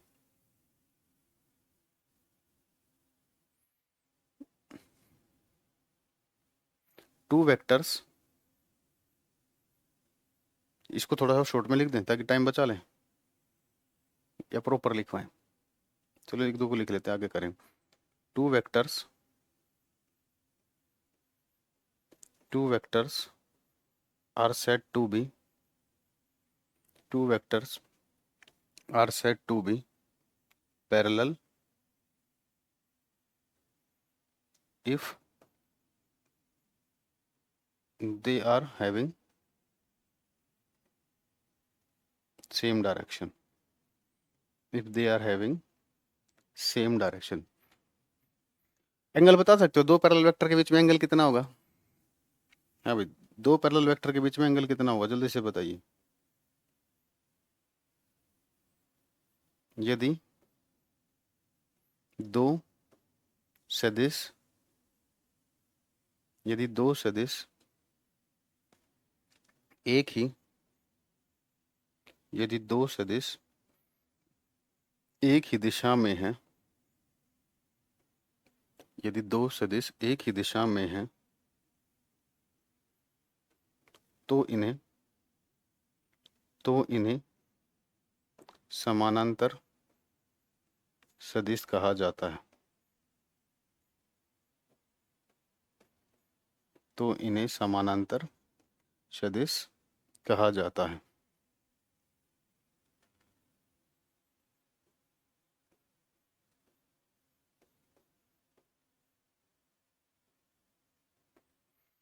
हाँ भाई, एंगल कितना होगा जल्दी बताइए? वेक्टर्स के बीच में एंगल कितना होगा?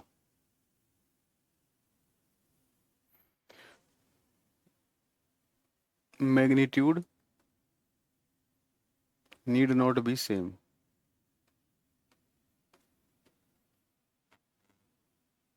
कोई जरूरी नहीं कि परिमाण समान होगा।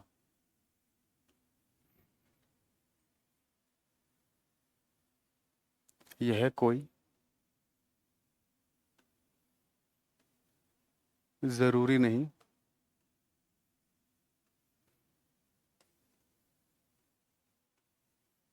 कि परिमाण समान हो।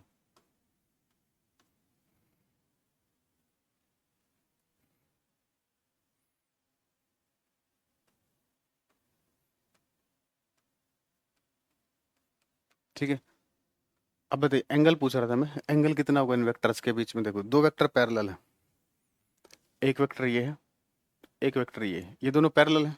इनके बीच में एंगल कितना दिख रहा है? मैथ आता हो आप लोगों को? मैथ आता है ना? पैरेलल लाइंस के बीच में एंगल कितना होता है? 0 डिग्री। तो यहाँ पर angle between two parallel vectors,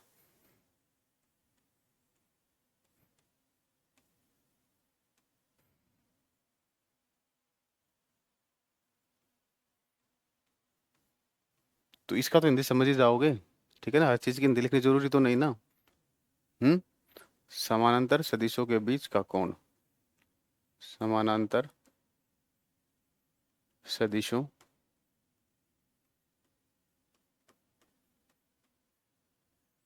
के बीच का कोण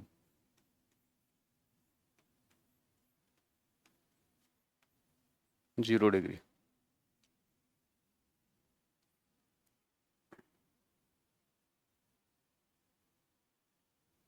ठीक है, तो अगर इस वेक्टर को हम बोलते हैं ए, ये वेक्टर है बी, तो ये क्या आ जाएगा? ए पैरेलल बी। दूसरा एग्जांपल और ले लेते हैं, अगर ऐसे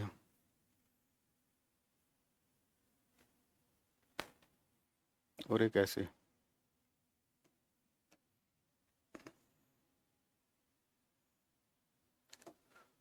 ये 30 डिग्री पर है, ये वेक्टर सी है, ये वेक्टर डी है, ये भी 30 डिग्री पर है। तो देखो ये जो एरो होता है ना, एरो अभी हम पढ़ेंगे ग्राफिकल जो रिप्रेजेंटेशन आता है, तो ये जो एरो का लेंथ होता है ना वो क्या बताता है, मैग्नीट्यूड बताता है। अभी पढ़ेंगे जो एरो का जो लेंथ होता है वो क्या बताता है, मैग्नीट्यूड बताता है। ये बड़ा एरो है, ये छोटा एरो है।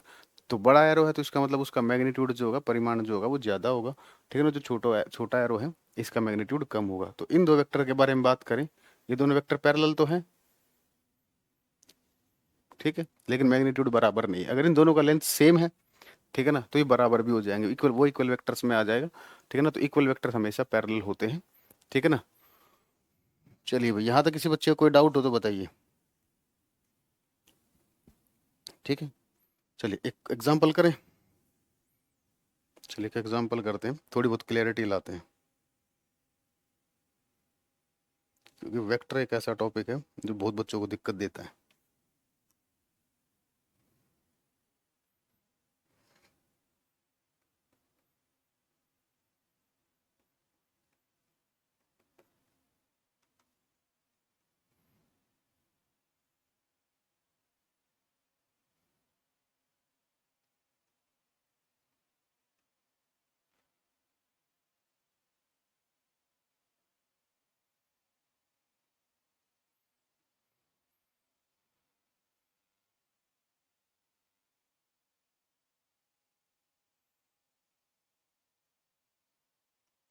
चलिए भाई, 20 डिग्री पर दे रखा है,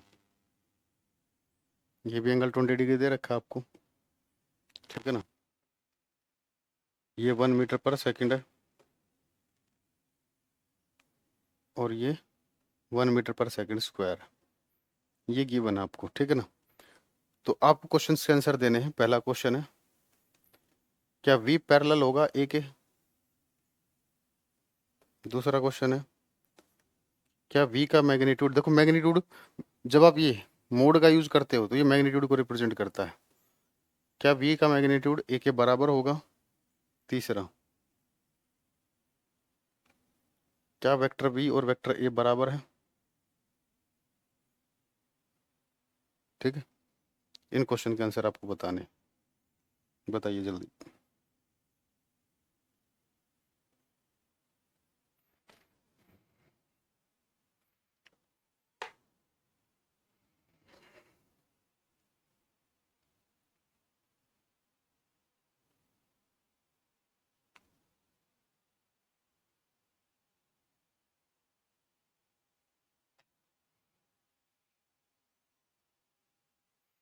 देखो भाई, उसने दो वेक्टर पैरेलल कब होते हैं, जब उनका डायरेक्शन सेम होता है। मैग्नीट्यूड से उनका कोई लेना देना नहीं होता, मैग्नीट्यूड सेम हो चाहे ना हो कोई फर्क नहीं बोलता, ठीक है।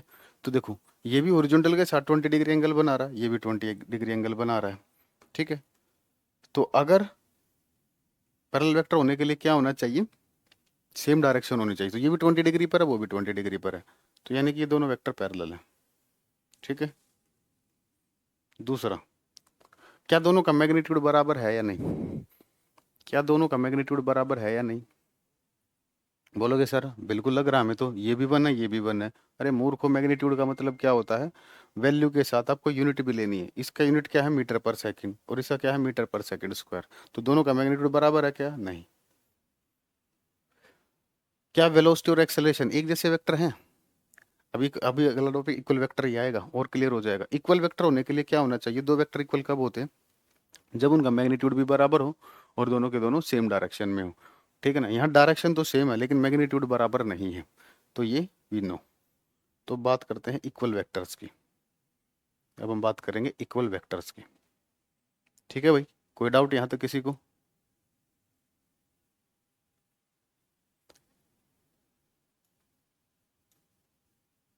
1 मिलीमीटर का भी डाउट नहीं रहना चाहिए। अगर किसी को भी डाउट है तो बताइए। चलिए आगे बढ़ते हैं। तो तीसरा आता है इक्वल वेक्टर्स।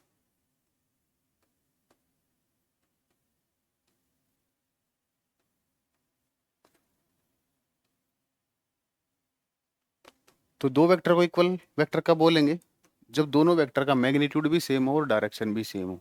तो ऐसे वेक्टर को बोलेंगे हम इक्वल वेक्टर। तो लिखोगे two vectors two vectors are said to be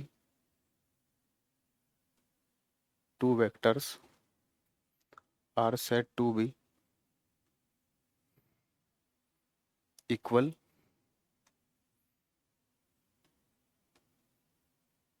when they have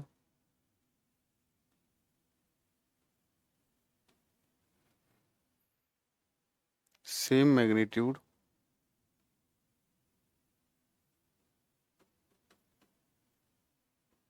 when they have same magnitude and same direction.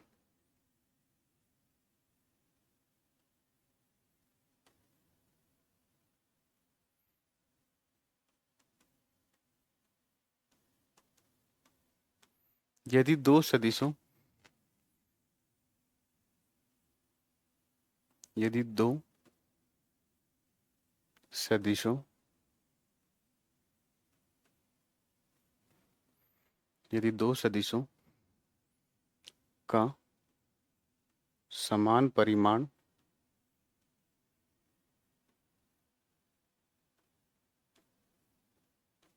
यदि दो सदिशों का समान परिमाण और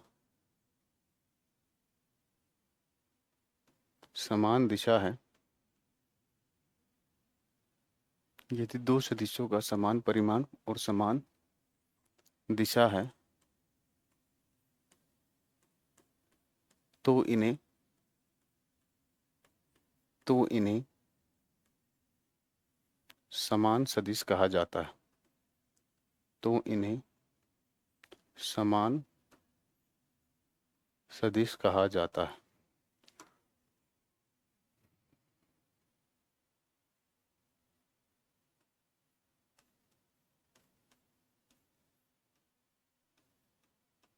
ठीक है, चलिए हेडिंग में रह गया।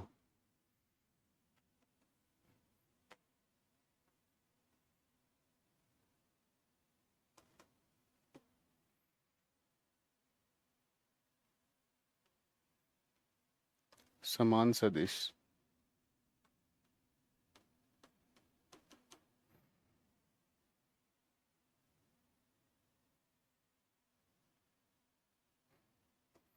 ठीक है भाई, चलिए बात करते हैं। तो दो वेक्टर्स को इक्वल होने के लिए क्या होना चाहिए? अगर दो वेक्टर का मैग्नीट्यूड बराबर है, वेक्टर ए बराबर है वेक्टर बी, मैग्नीट्यूड बराबर होना चाहिए, ठीक है ना। अब मान लीजिए, अब जो वेक्टर ए है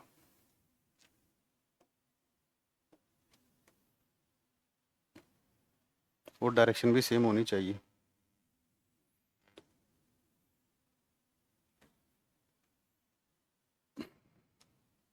ठीक है, ये वेक्टर ए है आपका, ये दूसरा वेक्टर है बी, ठीक है ना। देखो वेक्टर को लिखने का तरीका क्या होता है, दो तरीके से वेक्टर को लिखा जाता है। देखो ग्राफिकली बात करें तो ये वाला ग्राफिकल रिप्रेजेंटेशन होता है, ठीक है ना। और ये वाला बोल्ड लेटर के साथ ऊपर एरो लगाते हैं, ये एनालिटिकल रिप्रेजेंटेशन होता है, ठीक है। ये सबको पता हुआ कि वेक्टर को कैसे रिप्रेजेंट करते हैं, नहीं पता तो मैंने बता दिया। दो तरीके से उसे रिप्रेजेंट किया जा सकता है, ठीक है ना। एक तरीका उसे ग्राफिकली, जैसे मैं बना रहा हूँ, ये ग्राफिकली हो गया, ठीक है ना, और ये एनालिटिकली हो गया, ठीक है। तो एनालिटिकली कैसे रिप्रेजेंट करते हैं, कैपिटल लेटर का यूज करते हैं जनरली, और ऊपर एक हम एरो लगा देते हैं, ठीक है ना। इसके बारे में लिख लेंगे, इस चीज़ को भी बताएंगे। तो मान लीजिए ये 30 डिग्री पर है, तो ये भी किस पर है, 30 डिग्री पर है। तो ये यहाँ पर बता रखा है कि दोनों वेक्टर का मैग्नीट्यूड बराबर है और दोनों की डायरेक्शन क्या है, 30 डिग्री है। तो ये क्या होंगे, इक्वल वेक्टर होंगे, ठीक है। तो यहाँ से हम बोलेंगे vector A is equal to vector B. उल्टा भी बोल सकते हैं, अगर वेक्टर बराबर होंगे, अगर वेक्टर बराबर होंगे तो उनका मैग्नीट्यूड भी सेम होगा और डायरेक्शन भी सेम होगी, ठीक है।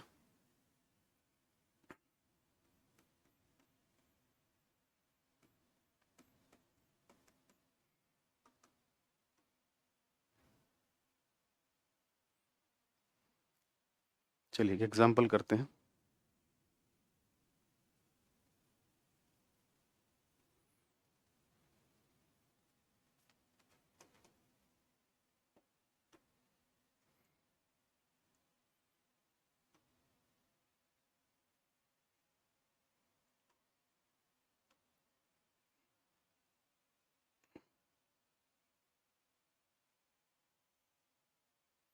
देखो भाई, ये 30 डिग्री के एंगल पर है, ये 40 डिग्री के एंगल पर है, ठीक है ना। इसका वेलोसिटी है, ये v1 वेक्टर दे रखा आपको 10 मीटर पर सेकंड, ये v2 वेक्टर दे रखा आपको 10 मीटर पर सेकंड, ठीक है ना। अब आपको बताना पहला कि जो वेक्टर v1 होगा ये वेक्टर v2 के पैरेलल होगा या नहीं। दूसरा, magnitude of v1 is equal to magnitude of v2। तीसरा, ये दोनों वेक्टर बराबर होंगे या नहीं।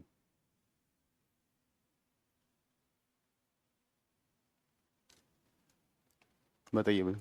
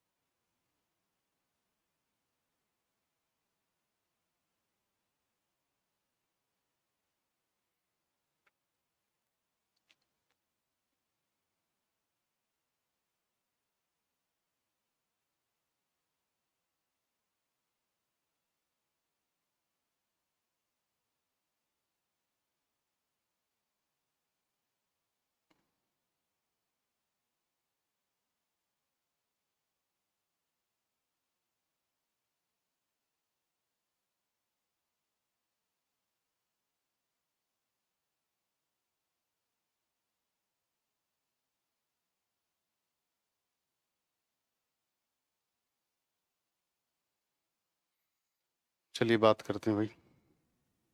देखो, पैरेलल होने के लिए क्या होनी चाहिए, डायरेक्शन सेम होनी चाहिए। ये 30 डिग्री पर है, ये 40 डिग्री पर है, क्या डायरेक्शन सेम है दोनों का? नहीं। डायरेक्शन की थीटा से पता करोगे। तो अगर डायरेक्शन सेम नहीं है तो ये पैरेलल नहीं होंगे, ठीक है। मैग्नीट्यूड देखो, इसका मैग्नीट्यूड कितना है 10 मीटर पर सेकंड, इसका भी मैग्नीट्यूड 10 मीटर पर सेकंड है, यानी कि इन दोनों वेक्टर का मैग्नीट्यूड क्या है, बराबर है, यानी कि ये सही है, ठीक है। अब क्या ये दोनों वेक्टर बराबर होंगे? बराबर होने के लिए क्या होना चाहिए, मैग्नीट्यूड सेम होना चाहिए, वो तो है। लेकिन क्या डायरेक्शन सेम आ रही है? डायरेक्शन सेम नहीं आ रही है, तो ये दोनों वेक्टर इक्वल नहीं होंगे, ये दोनों वेक्टर इक्वल नहीं होंगे, ठीक है। चलिए अब फोर्थ स्टार्ट करते हैं, एंटी पैरेलल वेक्टर।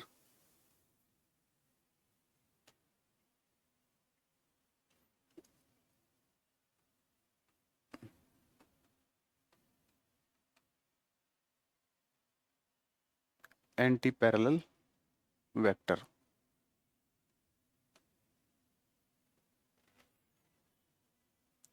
विपरीत समानांतर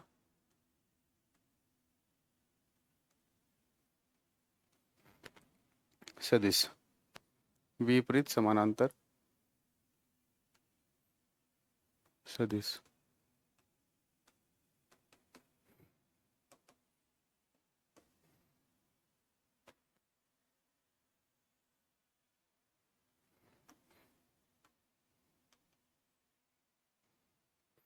हाँ भाई, एंटी पैरेलल दिख रहा है, ये पैरेलल के अपोजिट होंगे, यानी कि दो वेक्टर जब अपोजिट डायरेक्शन में होंगे, दो वेक्टर जब अपोजिट डायरेक्शन में होंगे तो उनको हम क्या बोलते हैं, एंटी पैरेलल या अपोजिट वेक्टर, एक तरीके से यहाँ पर नाम यूज किया जाता है एंटी पैरेलल। तो अपोजिट डायरेक्शन में अगर कोई वेक्टर्स हैं तो उनको बोलेंगे हम anti parallel vectors. If two vectors, अब मैग्नीट्यूड सेम हो भी सकता, नहीं भी हो सकता, ठीक है ना, जैसे पैरेलल में होता था। तो एंटी पैरेलल में भी यही है, मैग्नीट्यूड सेम हो भी सकता है, नहीं भी हो सकता है, ठीक है। If two vectors are in opposite direction, if two vectors are in opposite direction,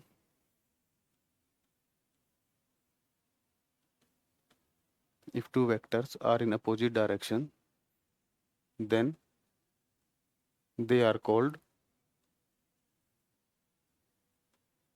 then they are called anti-parallel vector,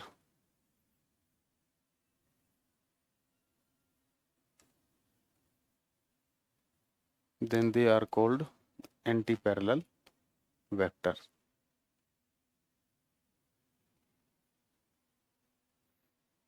यदि यदि दो सदिश यदि दो सदिश यदि दो सदिश विपरीत दिशा में है, यदि दो सदिश विपरीत दिशा में है,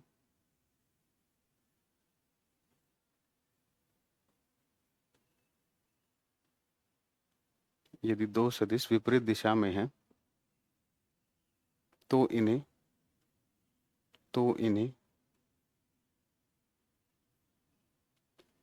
विपरीत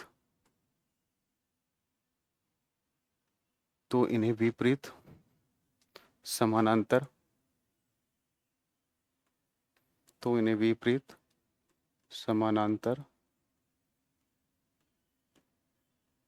सदिश कहा जाता है। तो इन्हें विपरीत समानांतर सदिश कहा जाता है। तो एंगल कितना होगा भाई इनके बीच में?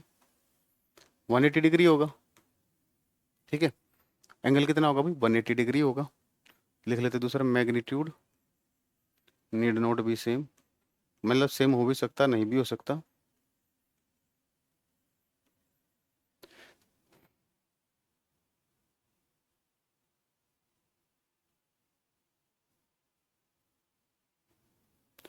Magnitude need not be same.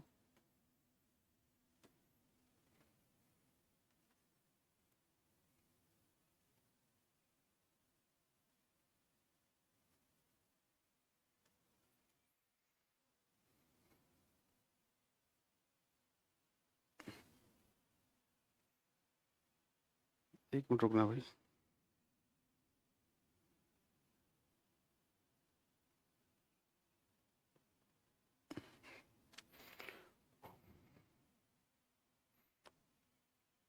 परिमाण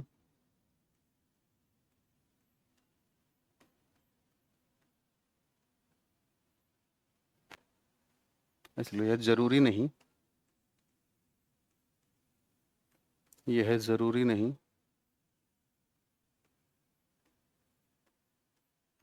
कि परिमाण बराबर हो।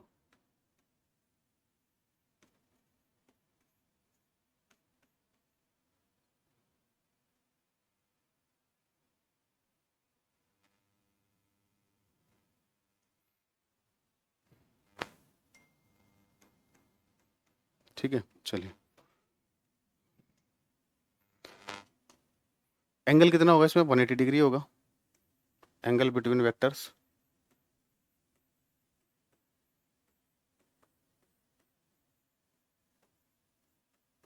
180 डिग्री। ठीक है ना? सदिशों के बीच कोण।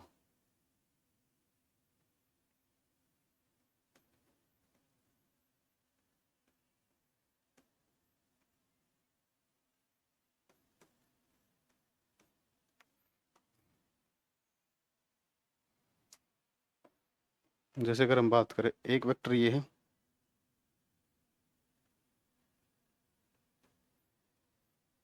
एक वेक्टर ये है।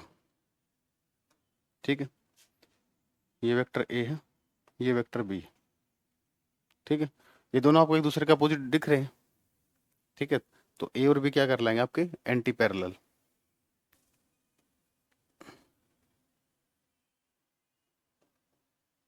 ये क्या हो जाएंगे आपके? Anti parallel.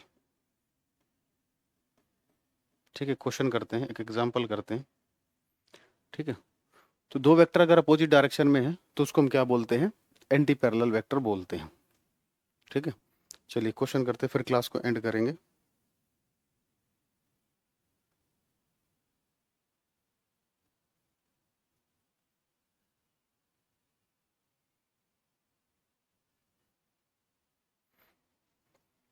यही एंगल मेंशन कर देते थीटा, क्योंकि ऐसे तो नहीं बता पाओगे ना अपोजिट होगा या नहीं। हम्म तो ये थीटा डिग्री पर इस डायरेक्शन में, ये थीटा डिग्री पर इस डायरेक्शन में है। तो देखो इसको उठाकर अगर मैं यहाँ रख देता हूँ, देखो सबसे पहला पॉइंट बताया था, अगर आप वेक्टर को उसके पैरेलली शिफ्ट करोगे तो वेक्टर में कोई चेंज नहीं आएगा। अगर मैं इसी वेक्टर को उठाकर यहाँ रख दूंगा, ठीक है, तो ये बिल्कुल ये थीटा पर एंगल पर है, तो ये लाइन भी यहाँ कैसे आएगी, थीटा पर ही आएगी। अब इस लाइन को जब उठाकर आप यहाँ रखोगे ऐसे, तो ये लाइन भी तो थीटा पर ही आएगी। दोनों एंगल बराबर होंगे ना, वर्टिकली अपोजिट एंगल होंगे, दोनों बराबर होंगे। ठीक है, तो ये एंगल कितने का बनेगा आपका, 180 डिग्री का। ठीक है, तो ये दोनों क्या कहलाएंगे आपके, एंटी पैरेलल कहलाएंगे, क्योंकि जैसे इसको इस यहाँ पर उठाकर रखते हैं, ठीक है, ये से कोइंसाइड कर जाता है और डायरेक्शन क्या होती है, बिल्कुल अपोजिट होती है। चलिए एक एग्जांपल करते हैं।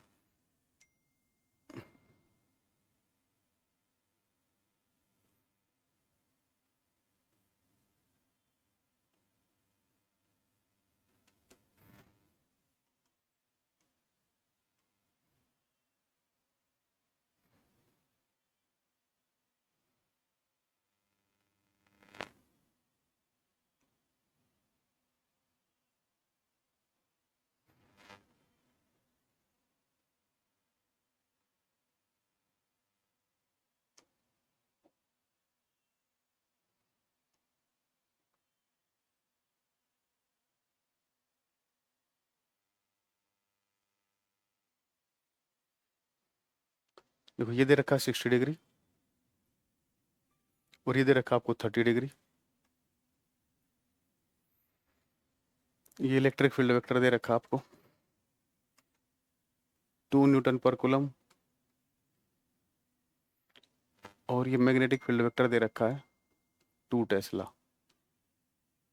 ठीक है, तो आपको पहचानना है फर्स्ट, क्या दोनों का मैग्नीट्यूड बराबर है,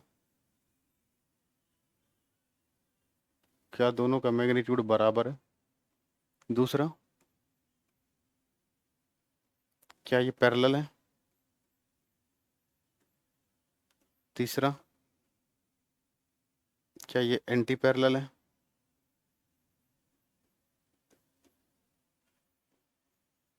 हिंदी वाले लिखना विपरीत समानांतर, एंटी पैरेलल मतलब विपरीत समानांतर, यहाँ लिखा हुआ है। ठीक है ना, एंटी पैरेलल का मतलब होता है विपरीत समानांतर। ठीक है भाई, चलिए बताइए।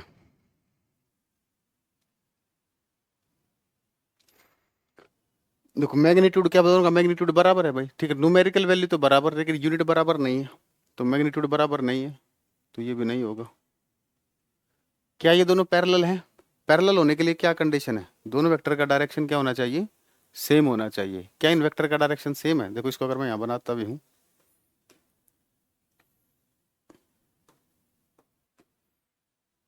ये वेक्टर किस पर है, 60 डिग्री पर है। ठीक है, अब देखो मैं इसके लिए एक लाइन खींच रहा हूँ पहले, इस वेक्टर के लिए। ठीक है ना, इस वेक्टर के लिए मैंने एक लाइन खींची, यहीं खींची, देख लेते। देखो अगर मैं यहाँ लाइन खींचता हूँ, तो ये एंगल, ये लाइन जब आगे आएगी, ये लाइन जब आगे आएगी तो इसके साथ कितने डिग्री का एंगल बनाएगी, 30 डिग्री का एंगल बनाएगी, बनाएगी 30 का। तो 30 का बनाएगी, ऐसे बनाएगी, ये तो 30 का बनाएगी। और ये कितने का बना रहा है, ये बना रही है 60 डिग्री का। ठीक है, ये इलेक्ट्रिक फील्ड वेक्टर हो गया आपका, ये मैग्नेटिक फील्ड वेक्टर हो गया। तो उसने पूछा था क्या ये पैरेलल होंगे, पैरेलल होने के लिए डायरेक्शन क्या होनी चाहिए थी, सेम होनी चाहिए। तो ये तो 60 डिग्री उस तरफ है वैसे भी, और ये 30 डिग्री नीचे है। ठीक है ना, तो क्या ये पैरेलल होंगे, नहीं होंगे। एंटी पैरेलल होने के लिए क्या होना चाहिए, दोनों के बीच में एंगल 180 होना चाहिए। क्या इन दोनों के बीच में एंगल 180 है, नहीं है, तो ये भी नहीं होगा। ठीक है भाई, तो वेक्टर की क्लास चलेगी 2-3 दिन। ठीक है ना, 2-3 दिन वेक्टर करेंगे कंप्लीट। ठीक है ना, फिर इसके पी वाई क्यू भी आपको साथ के साथ करा दिए जाएंगे। ठीक है, तो अगर अगर आप, सॉरी, कोई डाउट हो तो पूछ लीजिए। ठीक है, और कोई भी क्वेरी हो, हेल्पलाइन नंबर आपके पास है ही। ठीक है ना, उस पर मैसेज या कॉल कर लेना। ठीक है ना, कोई भी क्वेरी हो। बाकी क्लास की टाइमिंग मैंने बता दी, शेड्यूल कैसे चेक करना हो, सारी चीज़ें मैंने बता दी हैं आपको। ठीक है ना, रेगुलर क्लास रहेगी, ये भी आपको बता दिया, डेज भी बता दिए। ठीक है ना, हाँ कभी कभार अगर 1% क्लास नहीं होती, कोई इशू आ जाता है, तो वो क्लास ऑटोमेटिक अगले दिन रीशेड्यूल हो जाएगी। तो आपको दिख जाएगा टाइम चेंज हुआ, या क्या नाम है, डे चेंज हो, क्योंकि कई बार नेटवर्क इशू भी हो जाता है। ठीक है, या कोई और भी प्रॉब्लम आ जाए। ठीक है, तो उस टाइम पर उस लाइव को वाले में ही देख लेना। ठीक है ना, आपको उसी में पता चल जाए, अगर वो टाइम उस पर है तो उस टाइम पर ही क्लास होगी। ठीक है ना, तो वो कभी 1-2% चांस की पॉसिबिलिटी है। ठीक है, चलिए भाई, तो आज के लिए इतना ही। Thank you, bye bye. Take care.